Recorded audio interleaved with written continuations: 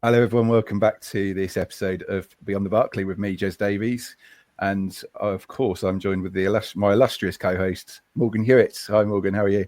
I'm good, thanks. Back to illustrious, is it today? Yeah, I thought I'd mix it up a little bit, to be fair. I mean, you're either the coolest man in Dereham or the illustrious co-host. So okay, I'll take it.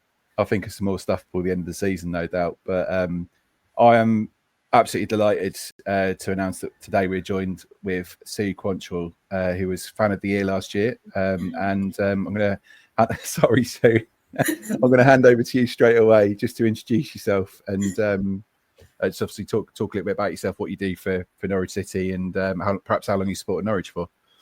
Okay. On and off Norwich since probably when I was 15 and found you could get into the back of the Barclay at half time free of charge. Was the first, so it shows how old I am, the fact that you could actually do that. But 5 years ago. Yeah, oh yeah, thank you. Then seriously, when I was working, I actually had quite a sort of illustrious start, that one of my members of staff, her father was one of the directors, so she wanted an afternoon off work to go and watch Norwich at Nottingham. And so I was sort of like, okay. And she said, well, Dad's got a spare seat if you want to come too. So my first few games were actually in the director's box. Wow. And actually the Nottingham game, it was when the boardroom, women weren't allowed in. So Delia and Etty, Claire and I were all in a separate room to the side and everything. So many years ago, and things have changed now, thank goodness. Yeah, absolutely. I think that's a really sort of valid point, particularly after the Women's Euros win at the weekend. I suppose I know you're a fan of the women's side as well. So did you watch that game? And I mean, how did you celebrate when Chloe Kelly scored that winning penalty? Well, I was actually on holiday with my family, all at Potter's at Hopton. It was a weekend that we went away. So we were actually watching it on the big screen and everything. And I actually recorded. I was summing and on whether to record it when Chloe was going to take her penalty because I didn't want to jinx it. But I did, to show all the actual crowd from Potters all singing up and dancing and everything. And then got a little video of my little great nephew who's just come up for 2 with his England flag, waving it away. And when his dad kept telling him to wave at the screen, he thought he meant with his hand. So he was just waving with his hand instead. But no, it's absolutely brilliant. So. Oh, nice. Yeah, I mean, having been to Potters quite some years ago actually now, and all the entertainment team there, they're brilliant. Was it Busby? I remember. Was he called Busby? And anyway, some Busby. of the entertainment team. Yes, they're really good. He actually had a stroke a couple of years ago. I they raised a lot of money, but he still comes in now and he is progressing, so it's great.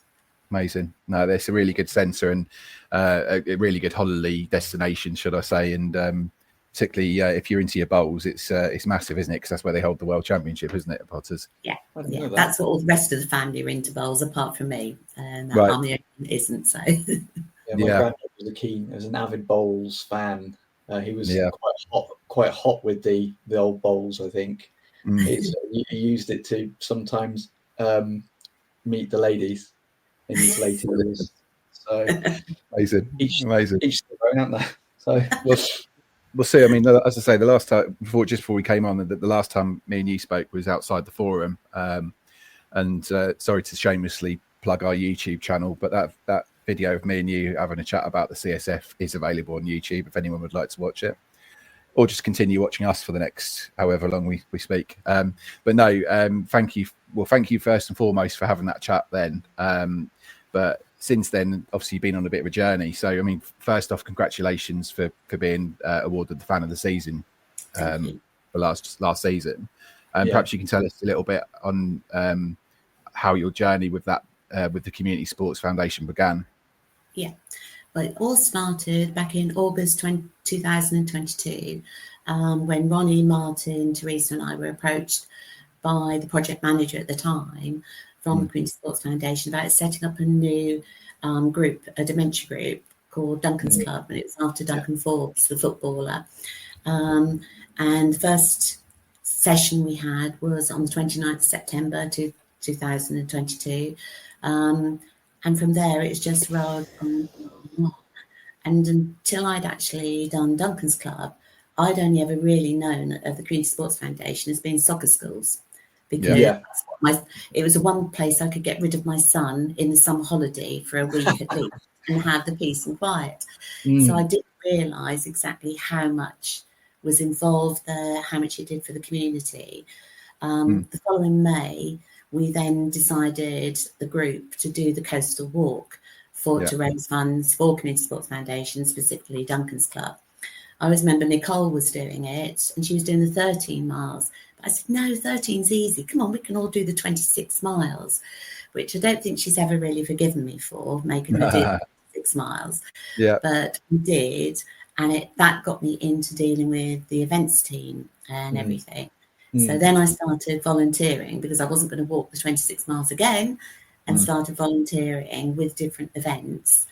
From there, 2 of the young girls that are on the Realising Potential courses and other things with the Community Sports Foundation, they came along and volunteered at Duncan's Club. And so last year they were a bit concerned because Ellie, who used to run the disability dance group, was leaving, and they thought their dancing was going to finish. So I was like, oh, I'll come and help out there. Don't worry, I enjoy dancing. Wasn't quite sure what the dancing was going to entail, but it is so much fun with all of them. So now, and not only my Duncan's Club every week, I'm the disability dance as well, and any of the events. So anyone, don't know when this is going to go out, but what we've got on Sunday is Lap Lotus, which is another family fun day. So I'll be volunteering there as well. No, that's brilliant. And it will probably go out after that, but we can certainly get it for you on our social media channels. So please send me the details of that. I've forwarded you my number. So if you can, just WhatsApp me the details, and I'll put those for you. But no, that sounds brilliant. Maybe we did speak to Ronnie previously about Duncan's Club, didn't we, Morgan? But maybe if we start with that briefly, and it's such a great incentive. And I mean, to maybe just talk to us a little bit more about that, and how many members you've got now, and at what level are they helped with with these sessions? Yes, well, we started off just with the one session. We've now got 2 sessions, and it can vary the numbers. Obviously, the nature of it all, we have lost some of our members along the way. I still keep in contact with all of the partners that no longer come along to Duncan's Club, and we still do socials, and they still come along, and I meet up for coffee with them as well. I think I wasn't there obviously last Thursday, but the Thursday before, I think in combining the 2 sessions, there was nearly 60 people there, which is the carers as well as those that are suffering. I'm very much like to make sure that the carers are okay. Having experienced dementia in the family, both with my mother and then my father, it was being aware of what my father was going through at the time, and intervening, because at the end of the day, with a lot of them, they're couples that have been together for years and years, and the hard decisions is sometimes if they have to go into residential care, that you feel, as I always say to them, their head knows what they're doing the right thing for the care, but the heart finds it really, really difficult. A lot of them still can then come along to Duncan's Club, which they do. With Duncan's Club, it's like 3 parts to the session. There's the reminiscing with a bit of music in, exercise, which the CSF have actually put me on a course so I can do the chair exercise with them and everything, and the social side as well. So it's combining. I mean, last week, a new thing that we introduced was play your cards right, to get them to have. So it's sort of trying to find different things, because we've got people at all different ways in their journey, sort of thing. You've got those that can follow all of the reminiscence bit, whereas you might have some of the others that might turn around and say, well, he's going on a bit, and what's he talking about, sort of thing. So it's trying to engage everybody and keep everyone happy in that. And they just put a smile on your face, because the comments that some of them come out with just makes you laugh. So, but that is how we are now. I mean, last Christmas. Sorry. I'd like to say, do you have any contact with any other sort of groups like that in other football clubs, or is it just solely Duncan's club? We did have someone from the Football Association a year or so ago come out just to see what we were doing. Yeah. And now whether the Community Sports Foundation have contact with them, but I personally, and I don't think Ronnie or Martin or anyone does as such, but I did say to them then that when they came out, I said, well, Ronnie and I go to all the away games, so if you want us to come and meet anybody, you know where we'll be, sort of thing. Yeah, of course.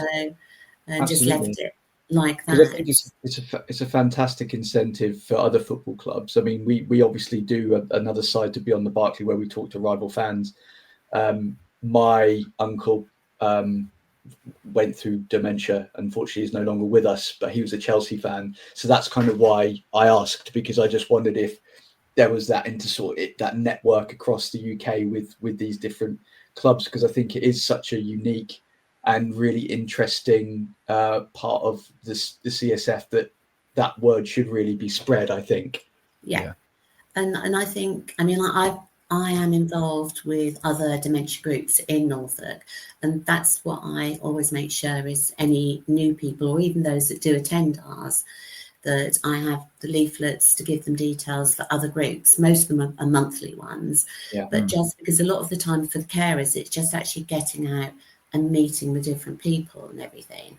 I also do a lot of signposting for Alzheimer's Society, that I volunteer for that as well, but only for the events, because I've just run out of time to fit more in, sort of thing. So I do try and make sure that everybody can deal, because I used to help with the Taverham dementia group, and someone came along, but Duncan's Club wasn't the right fit for them, because it might be that they're more into craft kind of things, quieter sessions and that. So it's finding what suits them and what is available for the carers as well.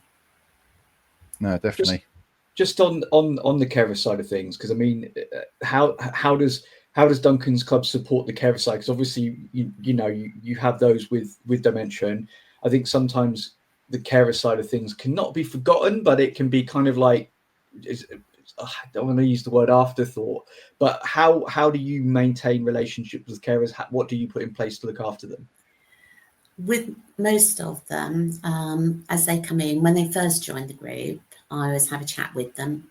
I always have got my tissues with me. When they walk in the door, the first thing I always do is always say, how are you? Not necessarily, it's the carers that I'm the one, how are you?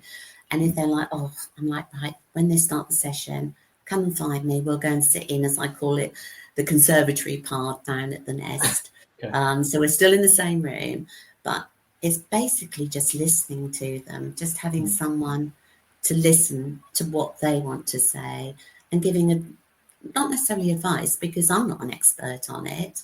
But one time, one of the ladies said her son just didn't get it. And I just said, well, do you think it might be that that's his dad and he doesn't want to accept it because he's always looked up to his dad? Another lady, I remember her husband did what they call the sundown. As the day gets longer and everything in the evening, then quite often you find that the dementia can actually get worse. So it was like he would have tea, sit down with you and say, right, I'm going home now. And the more she tried to explain he was home, the more he got agitated.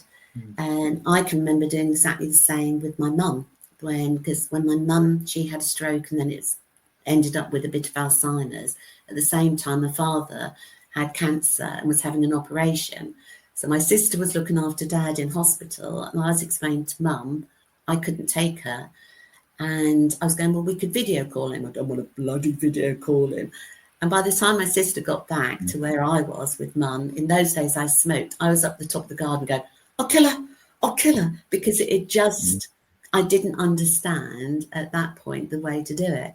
So with this particular carer, I just said, well, I don't know whether it would work, but you could try just walking him around the block and back in the house, and he might think that he's actually arrived home. And I said, if not, ring Alzheimer's Society. That's what they're there for, to give you the advice and guidance, because it is what works for one person doesn't necessarily work for another. Yeah, no, 100%. I mean, obviously something that's hit my family sort of 10, 15 years ago, and it's horrible, isn't it? Sort of watching someone that you care and love for, that they sort of almost fade away. And but I think that's why it's such an important thing that what you and yourself, Sue, and Ronnie, and sorry, I forget the other lady's name, and Nicole and yeah, Teresa, Nicole, all of the people that are within your group. Is so important. And I think not that you're not going to keep doing it, but please keep doing it. And me and Morgan would love to come down and perhaps if it's appropriate, come and cover it a little bit more, and maybe do a video and really showcase what it's all about, and really spread the word even further than it already has been. So but yeah, 100%. So no, thank you once again. Morgan, it might be time for us to sure. So second question, you sort of touched on it briefly. I have the questions on another screen. I'm not paying attention. It's just yeah, fine. My notes are down on the side here. I'm so pro. So what motivates you to give your time and energy to volunteer with CSF, week after week? You mentioned there your time is what motivates you? I think originally I took early retirement from work to look after my father, help my sister look after my father who had dementia. And that was at the time when we also started Duncan's Club. So that was fine, just doing that. Dad passed away 2 years ago. And it's one of those silly ones that I say, and those who know people that have had dementia will understand that I was lucky that he passed away from cancer, because I still had my dad there to say cheerio to. Obviously, it's still horrible that it's cancer as well, sort of thing. But it was a case of, after finishing work, I miss work. I don't miss the job, and I don't miss the stress of the job, but I like being out and about and doing things. Yeah, I'm afraid if you give me 3 days and I've got nothing on, it'll be, well, I could do the housework tomorrow, or I can do it the following day. And so it's something that gets me out, up and about, and actually involved with everything. And as you can probably tell, I enjoy talking and I enjoy being with people. So, I mean, I was always front-facing customer service in my actual work and everything. And that is something that I just enjoy. And if I can help anybody, then that just, for me, that is enough. And that just to know that someone else has got someone there just to talk to, whether it's Duncan's Club, whether it's with a disability dance, seeing their faces, it's just enjoying it. So. Yeah. Do you think, sorry, Morgan. I know that you mentioned before that I don't know, the vibe I get from you is that you're sort of a little bit uncomfortable with the notion of fan of the year. But do you think it would have been fairer to give you guys as a group, those who are involved in that sort of things, fan of the year as a collective? It's more. It was such a shock, to be nominated. Yeah. Knowing those that have nominated me was enough, and because that just meant so much to me. I don't think I'm special. I think there's lots of people out there. Okay, yeah, not everybody can afford to go to all of the home and away games for the men, and I do all of the ladies at home and the majority of the away for the ladies. From that point of view, no, but it's only because I can afford to now. So that to me doesn't make me special, because I can afford to do something.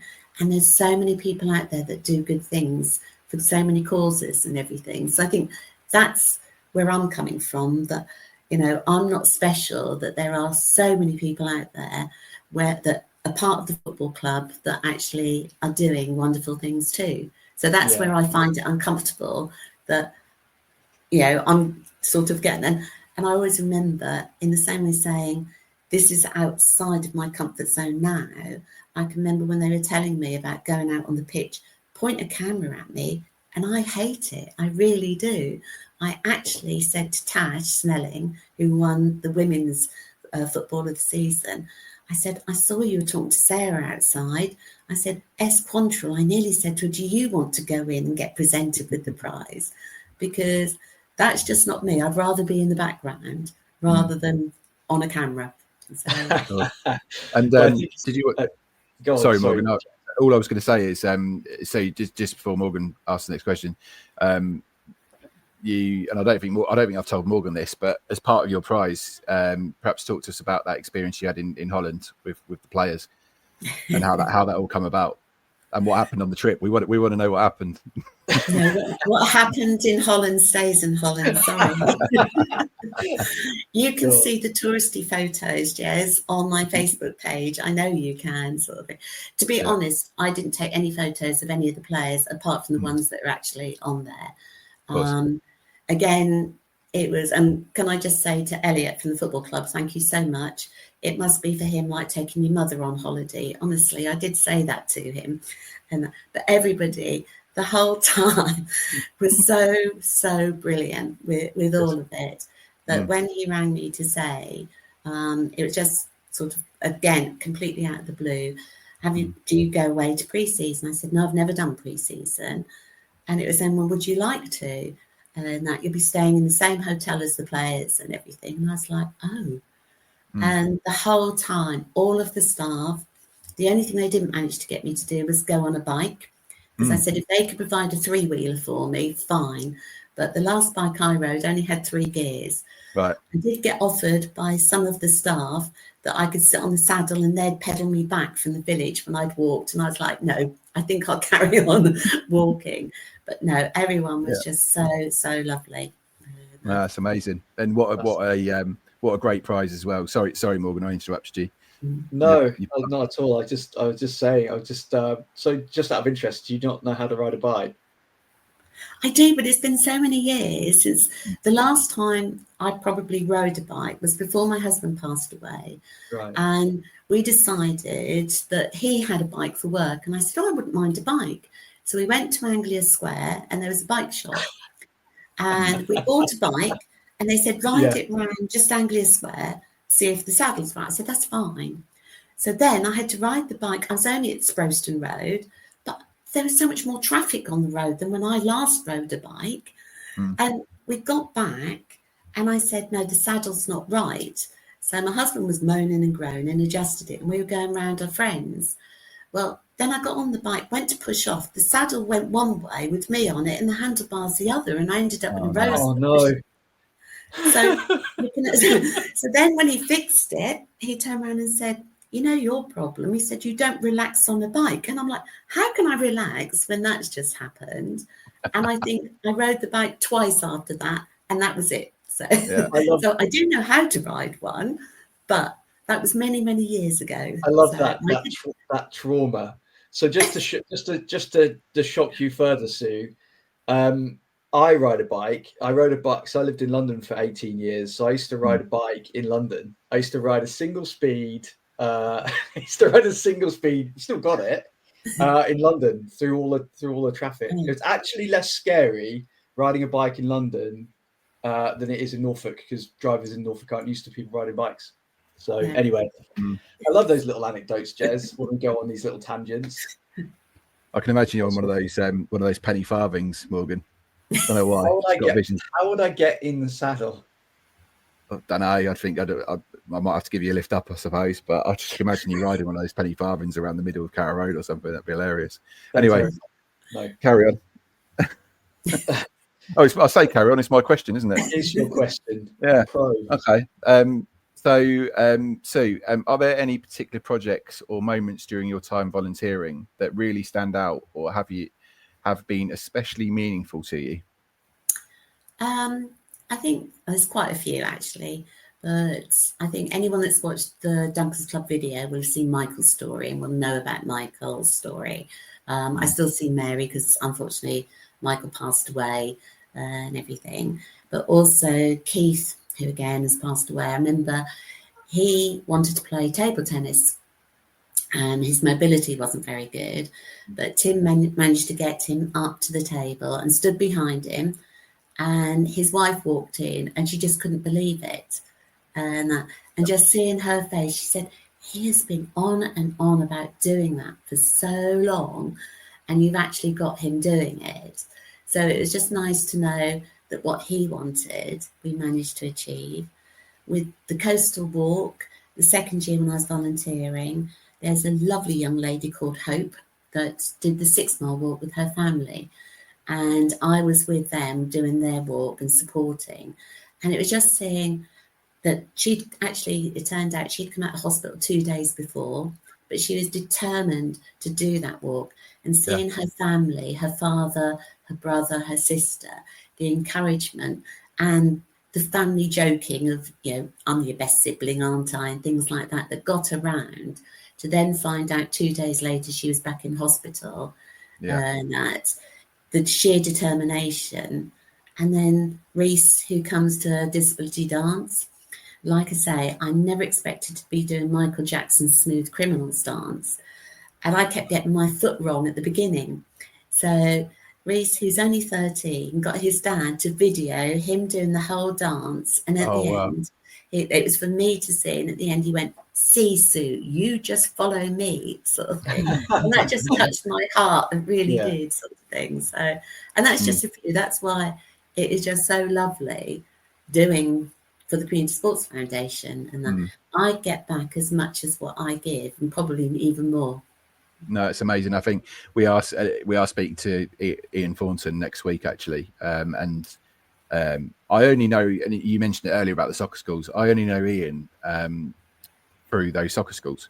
And I met him as a youngster, and I was, between the ages of sort of 8 and 12, and obviously not kept in touch as such, but obviously kept in touch through his career, and seen what he's taken the footballing community as it was back in the early 2000s to what it is today. It's just phenomenal, and it's because of people like yourself and that have gone in there and given the people that you've just described the time. And I always remember a gentleman by the name of Ben Parkin, who was he had muscular dystrophy, and he was part of the power wheelchair football team, and the what that brought to him in terms of his sort of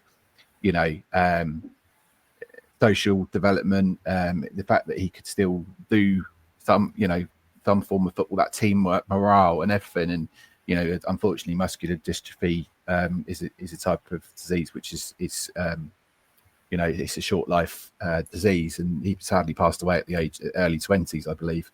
But it really is such a massive community asset, the Community Sports Foundation, and long may it continue, and I hope it does, and that we're really pushing it hard. Obviously, Morgan, touch upon the on the stall stuff that we did a few weeks ago. So for me, when we came, we met you, Sue, outside the forum back in March, I think, at the Collectors Fair, and you bought raffle tickets. I did. Yes. I actually did. I didn't win. Did I win? No, did I win? No. I never got the phone call. Sorry. I'm still waiting. But I think I've been into on the stall a few times and chatted to Andy, Sharon, and Jacob, and I love it. I mean, I love going in there now because it's just I can't get out of there within you go in for 5 minutes, you're there for about an hour, just standing there chatting about football. But I think for me, I was like, well, what I would really like to do, and I think Andy mentioned it a few times, that he really wants to push the notion of it being a community shop, and that they do outreach at the forum and they do different events, but it is a community shop. It isn't the official shop. It isn't anything like that. And I think that I was like, well, why don't we sort of do a video and film, interview Andy and family, and kind of stress what it is that they do, so people can understand what it is they do, and also the great events that they put on, like the Subbuteo tournament and obviously the Collectors Fair, and just how much that gives back to football fans and football culture. So I think me and Jez, and it is a kind of a bit of a sticking point for us, is that the Community Sports Foundation is it exists, but like you said earlier on, I just thought it was like a football schooling kind of thing. So I think it's really important, for the message to kind of get spread about what it actually is, what it actually does, what initiatives are there, how to get involved, and who also feeds into that. Like on the stall, those guys have been, raising money and for the CSF for years, and they do it out they volunteer, they don't get paid for that, Right. So I just thought, well, it's a story, and me and Jez we always say this, but this whole project with Beyond the Barclays is a bit of a selfish thing for us, because we just get to talk to fans about their lives and their journeys and spread the word that way. And I think that it's just really good to hear people's different journeys, really, with this, all against the backdrop of a football club. And with Andy and that, then we're already thinking about this Christmas for Duncan's Club. And what we try and do is just get a little present for each of them. So Ronnie and I have sourced the presents already for the carers. I'm not going to say what we've got, but something we've done for that. So we were trying to think, because we wanted it to be something football, because it's Duncan's Club and everything. And Andy, bless him, has donated 50 presents for us to use for Duncan's Club. And when he said, the classic bit is, though, and this is the bit that he said, well, just check with Ronnie to make sure, because I was the one that was asking, but just check with Ronnie to make sure he's happy. And I was like, okay, we will. Yeah, bless him. No, 100%. I think it's time for the next one. More going. Sure. So how do you feel that your work with CSF has impacted the local community? And you've already touched upon it, but if you kind of unpack perhaps in your own life personally. Well, I think I've more or less said what it does for me in my own life, and I get far more reward back for them. How I've impacted on the community, it's a difficult one for me to actually answer, because it needs to be the people from the community to answer that sort of thing. Of course. The only thing I will laugh and say is, once they knew that I'd been put forward for Fan of the Season, Ronnie put it, we have a WhatsApp group that we set up for those that could do the WhatsApp. So it went into the WhatsApp group. So I was going to have I don't know whether Monarch actually flies to Norwich Airport, to be fair, but they wanted Monarch to have a Vote for Sue flag coming from behind the aeroplane, a banner on the Norwich Castle and everything. And they just make you smile so much. That they always tell us they're grateful and thank us all for what we do. But it's not just me, it's all of us. Yeah. We've now got a lovely team, because we've got extra, there's Alison, there's Gaynor, there's Rick, as well as the originals that are there.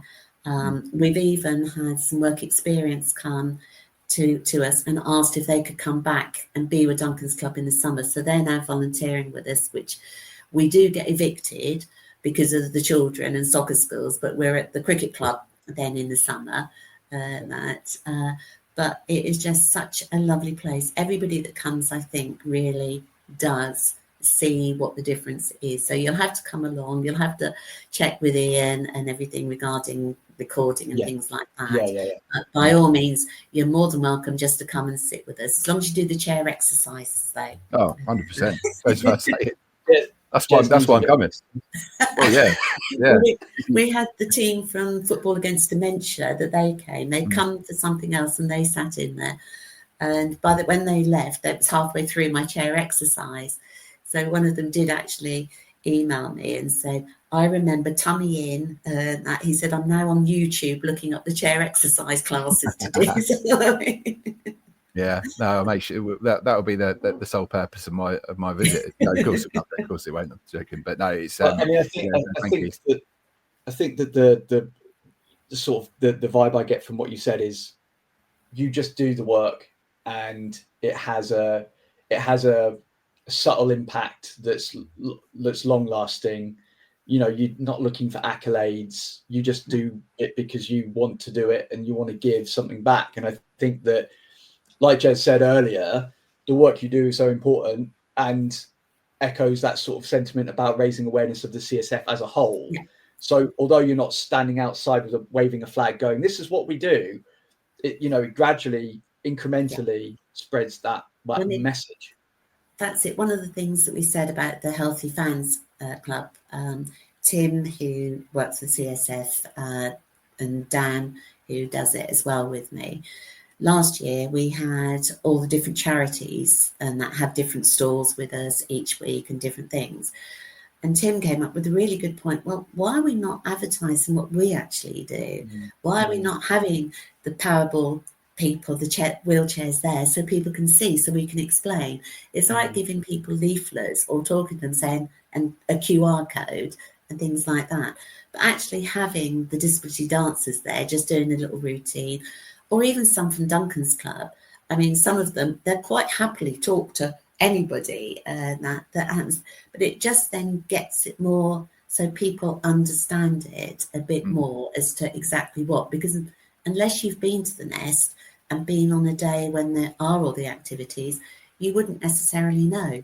Yeah, So, I mean, and that's what I hope that we get to showcase, Jez. I mean, that's part of our remit, our remit that we decided to impose on ourselves. Yes, but but I think again, it goes hand in hand with just raising the awareness because there are people out. When we spoke to Ronnie earlier in the year, it was a bit of a tearjerker of that episode, and I think both me and Jez would try to choke back the tears a little bit.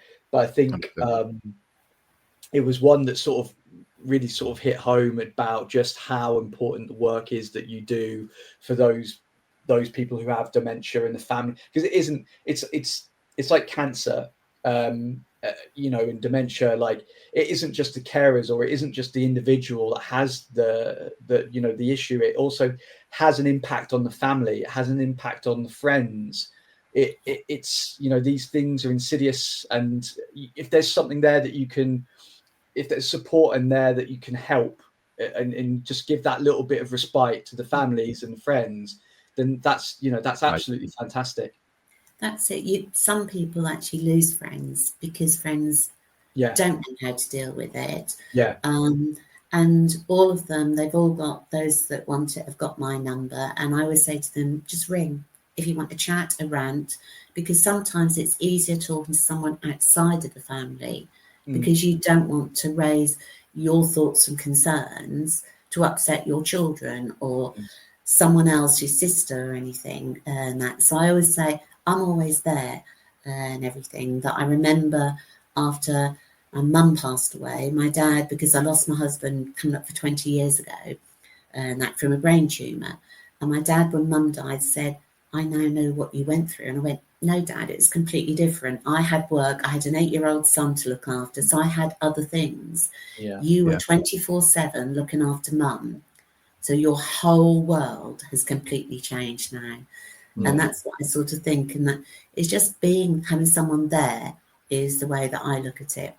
Of course. And I think as well, I think you're right. You mentioned about the family, and I think the way I've always seen it, I've had those sort of moments in my life. So my dad died when I was 2009. So we're getting on for 20 years ago now with lung cancer. And you're right. It's the people on the outside of the family that, not the biggest support. I don't mean like that. Obviously, the family are the support, but can kind of look at it through a different lens. And I think sometimes that's so important. And to have that kind of neutral advice, support, anything else that they can give either professionally or just as a friend, it's so important. And that's why the work that you do, the work that other people in the CSC do is phenomenal. And I'm going to keep saying it. Thank you. Thank you for doing it. And we're so thrilled to have you on, and we can see why you were awarded the award you have been awarded. So don't ever, not that you do, but don't ever belittle that, because it's really it's great. I guess perhaps moving on then, what would you say to anyone that would like to get involved with the CSF, and what advice would you give them? Do it. You'll just love it. I mean, our latest volunteer with us is Dawn, and she's thoroughly enjoying it. I meet different people at different times, because with the My Club, which is what you actually sign up for, you can choose what you do. You don't have to be like me doing so many different things. It could just be doing one event. And I've made so many friends through either the different sessions I do and even the events. I mean, one of my friends, Lou, I only see her about once or twice a year when we do the coastal walk or the race against the sun sort of thing. But it's just lovely that everyone is so welcoming and so helpful, and that I'm not one that can do a lot of the, I mean, when they're walking 47 miles, some of the volunteers, and I was listening to them and I'm going, I'm just there to give the thumbs up and you're doing well. I said, but by all means tell me to go away if you don't want me to.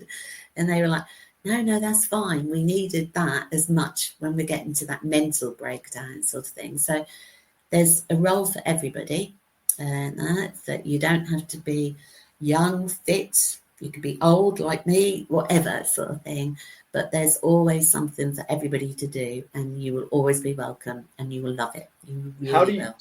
How do you sign up? How do you get involved? How do you sign up? What's the actual process, physical process? If you go onto the Community Sports Foundation website and look in volunteering, there's what they call My Club, and you just put in your details and they get passed to Jenna, who's in charge of all the volunteers, and you get a newsletter, sort of, I think it's monthly and that, but every so often they'll give you a newsletter with all the different events that are on, and you just click and just sign to say whether you want to do any of them.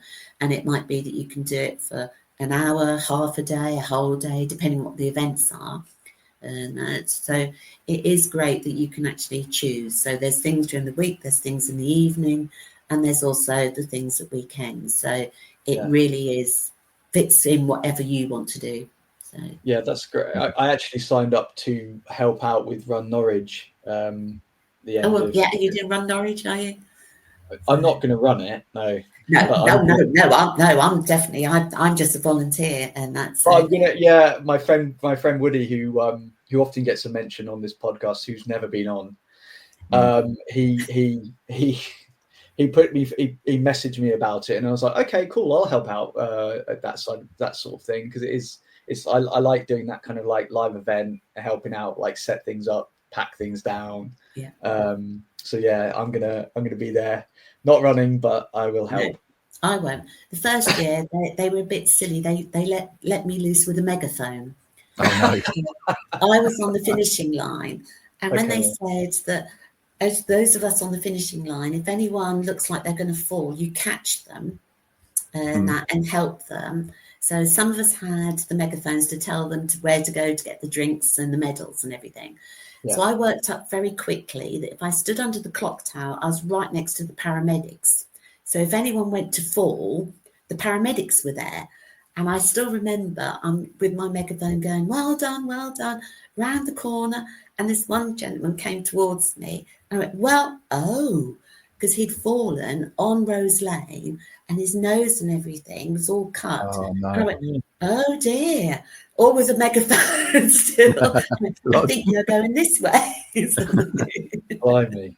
At least you said that and not like, oh, your nose is in the wrong shape at the moment. It was like halfway across your face on the megaphone. Yeah, amazing. Oh, no, that's brilliant. And I didn't realise you'd signed up for that, Morgan. So yeah, I kept that quiet, didn't I? You did, yeah, because you knew that I'd be on it. You had to do some filming on the event. Yeah. He won't have time. He won't have time to film. No, of course. He'll be too busy watching the runners and giving everyone the round of applause. Come on, guys, like they do at Park Run. I've done part one all the ones. If you want to look out for him, he'll be the one in the orange volunteer shirt. Which we all are. pro. Viz. You'll have to dye the front of your quiff orange as well, just so you're coordinated. I'm not going to do that. See, this is the kind of thing I have to deal with, Sue, on a daily basis. Yeah, no, it's not good. Imagine running a podcast with this person. Oh dear, there we go. Right, last question, I think, Morgan. Before we go, unless you want me to do it. It is me, because we've got the random question of the week to come, haven't we? I didn't tell you about that, did I, Sue? No, you didn't. Well, just you wait. It's an absolute joy. I haven't heard what the question is, but it's always a blinder. So yeah, let's just let you pay you for that. Anyway, so lastly, how does it feel to be recognised not just for the support of the club, but also for the difference you've made off the pitch? Like I say, it was a shock, but it was a real honour, and that a thank you would do, and that. But like I say, I'd never in a million years would have expected to be nominated, let alone to actually win, and that. And the whole way through, like I say, Community Sports Foundation, the football club, I can't say enough about them to thank them for all that they've done over the last year and since winning the award and everything.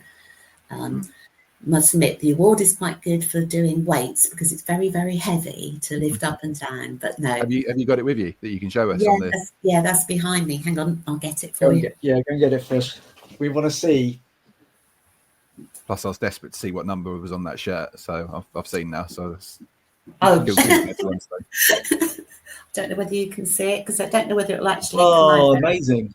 That's brilliant. Yeah, that's so cool.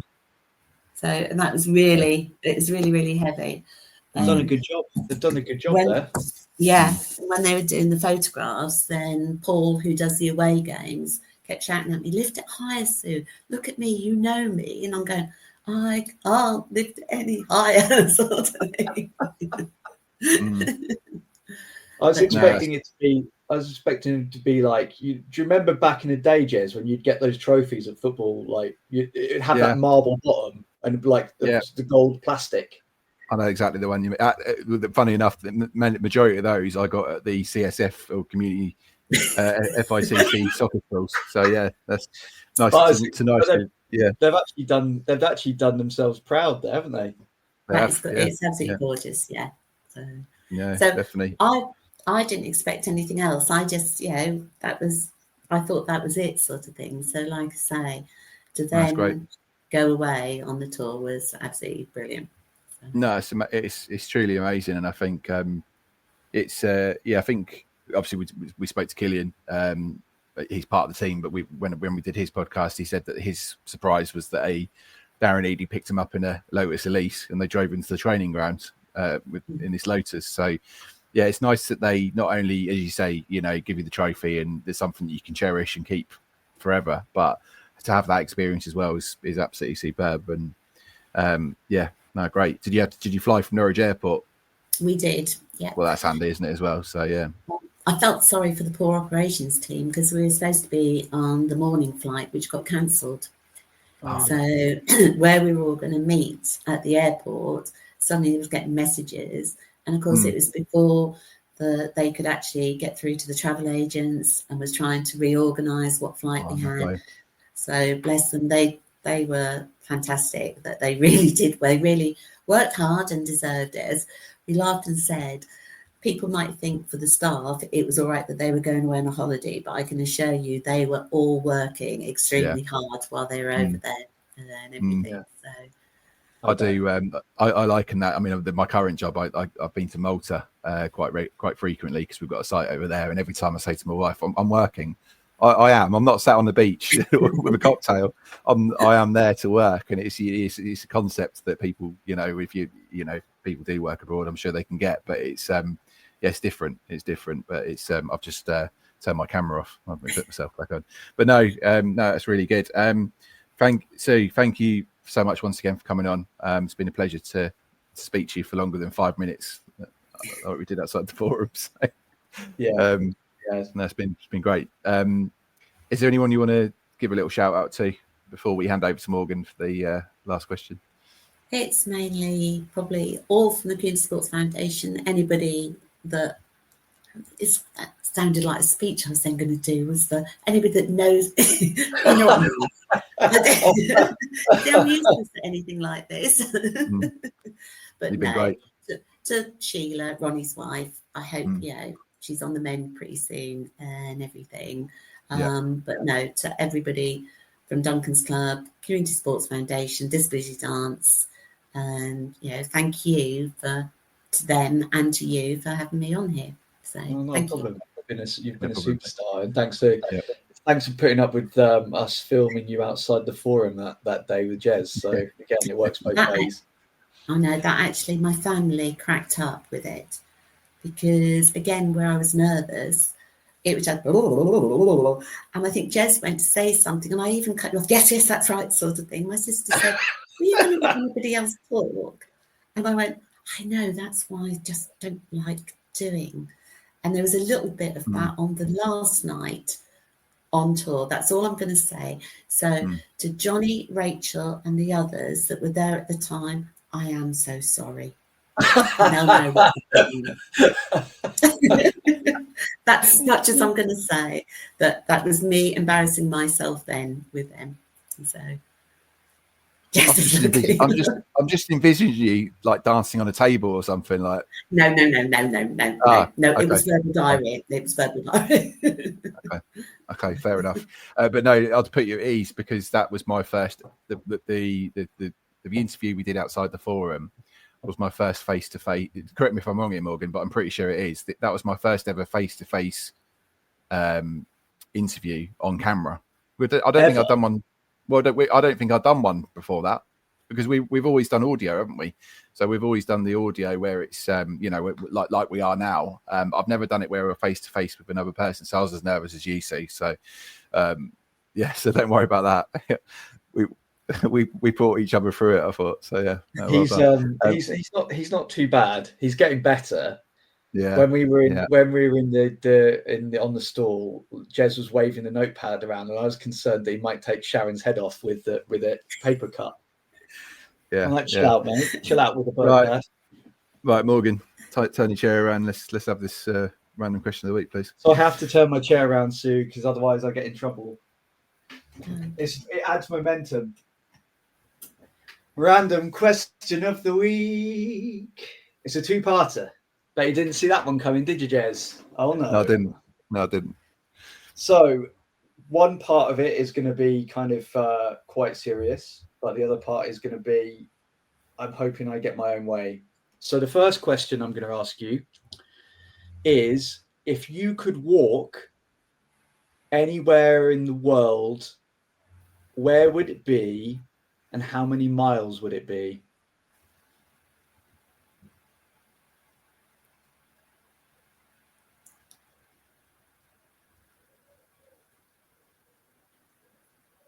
Yeah, I don't think so. I wasn't sure if the camera had frozen, so I just wanted to check you're still with us. I am. I was just like, oh, I don't know.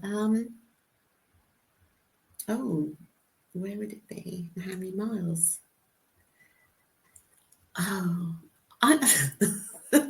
That is such a random question. I'm trying to think of somewhere where I'd know how many miles it would be, even. So, how many miles would you enjoy? How many miles would I enjoy? What, walking in one go? Would it be? Yeah, but you can have a little break here and there. Well, if I'm only walking, how many miles I could actually enjoy, then I'd probably say Whitlingham, and that because I know I can walk there, and I have walked there and walked back around the lake. So that. Where are you based? Where are you based in Norwich? Just to give the reference. I'm Sproston. Okay, so yeah, it's quite a distance still. Yeah. Yeah. So yes. Oh, lovely. What about you, Jez? I would. I'd a little bit more thinking time than I usually do. But I would. Sorry, Sue. Well, I wasn't sure whether the question was to me or to you. That was why I was quiet. Okay. I hope it's to you that you were going to answer. No, it's always to the guest. Yeah. I would do. Do you know what? And it's probably going to be quite a boring answer, but I would do the walk. And I think people have done it. Is the walk along the Norfolk coast, and I've never done it. And I think people, I think they start in. You're gonna have to correct me here, Sue, if I'm wrong, but Hunstanton to Great Yarmouth, I think, is the walk, isn't it? And that's the pretty much the North. Yeah, the whole walk, and I'd do that because I just think it would be it'd be such an achievement, and B, it would just be beautiful, wouldn't it? It'd just be beautiful to sort of take in all the sights and stuff, and yeah, that would be my answer. Morgan, what about yourself? I didn't even think about this. That you'd. Well, you asked the question, so you've had come on, Morgan. Time to think of it. What am I doing with my life? I can't think. Okay, so I'm going to go out on a left field limb and say, in Japan, there's an island called Shikoku, and on this island, in the middle of this like jungle area, is this town where people have left or passed away or whatever, but there's an resident artist there who makes up like life-size dolls of people who've left the town. So that's where I would want to have a little walk through the town and around that area just to see what it's all like. I just think it's a really cool thing. Okay. Interesting. That's that. And what was the second question? So the second one, Sue, where is the ultimate in Norfolk? Where is your ultimate fish and chip shop choice? Ooh, in Norfolk. It has to be in Norfolk. Okay. I would probably choose Mary Jane's. Yes, get in. Yes.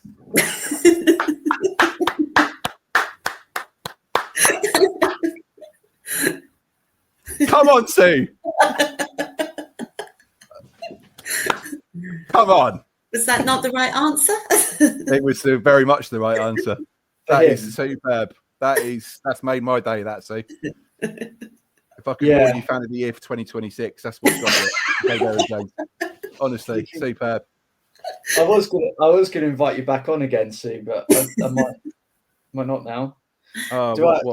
Jez, what's your top chip shop place in Norfolk? Mary Jane's. So this has been an ongoing thing between me and him, and then it's gone on to the Pinkin Forum as well. Right. So it's just blown up, and you've just, I don't know. Why would you pick Mary Jane's out of interest? So just for Morgan answers, what makes it so special? Mainly because my mum and dad moved to Cromer. Yeah. Okay. And so there's so many memories. I mean, my son probably never saw any other seaside town because it meant I never had sand in my car or anything because the bucket and spades got left at Nanny and Granddad's. He got showered down at Nanny and Granddad's. And it was always Mary Jane's that we always got our fish and chips from. Dad would walk down. Yeah. And actually, when I did Race Against the Sun and we were setting up, Mum and Dad's bungalow was one of the ones overlooking the car park and everything. So there's so many memories of the August when we went and saw the actual parades and everything. Yeah. So, and that was the fish and chip shop. That was the in one at that time. That was the one that everyone went to. So. No, exactly. And that's the same for me. It's memories. It's the fact that, we used to holiday a lot as children in Cromer, even though we lived in Norwich, obviously, at the time. But it's going there and queuing outside for 20 minutes because the queue is so big and they taste so great as well. And I love the restaurant. It's Mary Jane's got such a, not only does it taste great, it's got such a special place in my heart as well. So, I was so pleased when you said Mary Jane's. But yeah, Morgan, sorry. Partly because you knew that it was going to do that to me. I think it's good. Okay. I think it's good. I really like Lucy's on Norwich Market. Yeah. I've kind of gotten really back into Lucy's, and I can't believe we shout out to Mary Jane's and Lucy's. So you're getting free advertising. But I think for the price you pay, the quality of the chip and the sausage or fish. Actually, was there yesterday with a friend of mine. He's from Denmark, and he had fish and chips from Lucy's, and he ate everything, like the whole lot. Like there was nothing left. So I was like, Did you enjoy that? He was like, yeah, I did actually. Yeah, it was really good. So Lucy's, or I haven't been to Wells. So in a while. So Wells, there's two there that are really good. But again, that's memories of going to Wells and going down that long road to the beach where the trees of pine forest start. I think that's what always reminds me of there. So yeah, but I love fish and chips, and that's that really. Yeah. So just before we go, once again, thank you, and I hope you really enjoy the season, and good luck with all of your various activities that you do with the CSF, and perhaps just one more time, if you'd just like to just tell people how they can get involved if they want to. Yep, you can either go online onto the Community Sports Foundation, or bring them up, or go in and see them at the nest. And I'm sure there'll be someone there that will help you. And everybody is so friendly there that they will certainly help you, and you will love it if you do volunteer, honestly. Excellent. It'll be something that once you start, then you're hooked. So please do. Please go and sign up to my club. Excellent, no problem at all. So for everyone else listening, if you did enjoy this video, you can like and subscribe on our YouTube channel for more great content. Please also follow us on Facebook, Instagram and X. You can now watch and listen to the show on YouTube and all the various podcast platforms. I've been Jez Davies. I've been Morgan Hewitt. And I've been Sue. Brilliant. Thanks, everyone, and have a great weekend.